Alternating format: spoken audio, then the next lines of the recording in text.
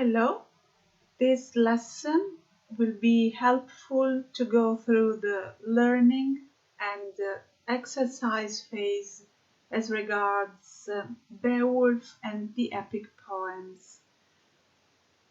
About Beowulf's composition, this poem was probably composed as an elegy for a king who died in the 7th century and only later developed through many retellings before it was written down in the 11th century. The society described in Beowulf in this epic poem is a warrior society in which the relationship between the leader or king and his warriors is founded on loyalty to the Lord. The settings are Herod, that is to say, the great mad hall built by King Hrothgar of Denmark, a misty, desolate lake where both Grendel and Grendel's mother live, and Sweden, the land of the Geats. The hero of the story is obviously Beowulf. He is a young, brave Scandinavian warrior who becomes king of the Geats and rules for 50 years. As in all the epic poem of the traditional literature, also in Beowulf there are monsters fighting against human beings. In Beowulf the monsters are Grendel and his mother. His mother is a fire-breathing dragon fighting against Beowulf as well as Grendel himself.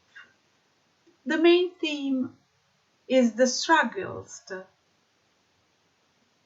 of good against evil and the struggle to fight in order to defend the people belonging to a nation.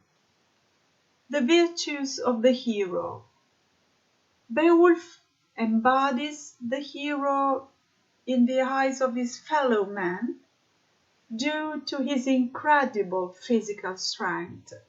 He manages to fight and to win in every battle he has to front, including the last one. He is also strong enough to kill the monster Grendel with his bare hands by ripping off his arm. Another heroic quality of Beowulf is his ability to put his people's welfare before his own. At the end of the poem, Beowulf is old and he is tired too, but he defeats the dragon. However, his most heroic trait is that he is not afraid of dying. As regards the language features, there is a lot of repetition. Directions and reports are repeated. Speeches are often followed by phrases such as "thus he spoke," to emphasize that the words are those of a character and not the ones of a narrator. The language is elevated with long lists of leaders and their military troops, as well as references to mythical and Christian elements.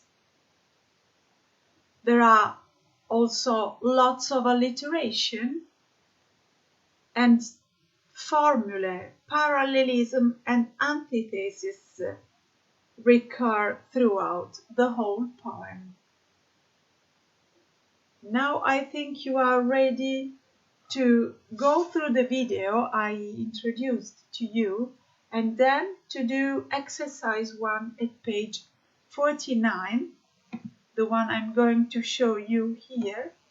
The exercise is number 1, that is to say, read the introduction to Beowulf and complete the file.